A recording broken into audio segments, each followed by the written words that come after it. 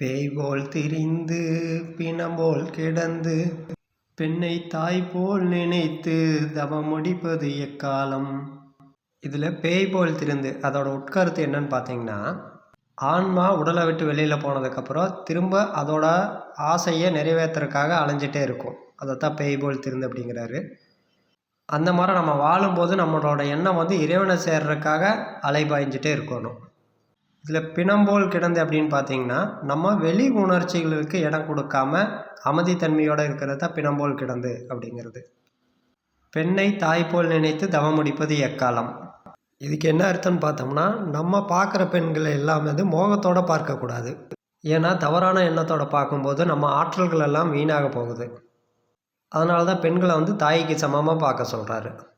நம்ம நோக்கம் என்னென்னா, இறைவன் அடைகிறதாகவும் உணர்ச்சிகளை கட்டுப்படுத்தியும் பெண்களை தாய் போல நினைச்சும் இருக்கிற வாழ்க்கையை அமைதியாக வாழ்ந்து அதுவே தவமாக நினச்சி வாழ்ந்துட்டு இறைவன் அடைகிறத நம்ம நோக்கமாக குறிக்கோளாகவும் இருக்கணும் அப்படிங்கிறத இந்த பாடலில் சொல்கிறோம்.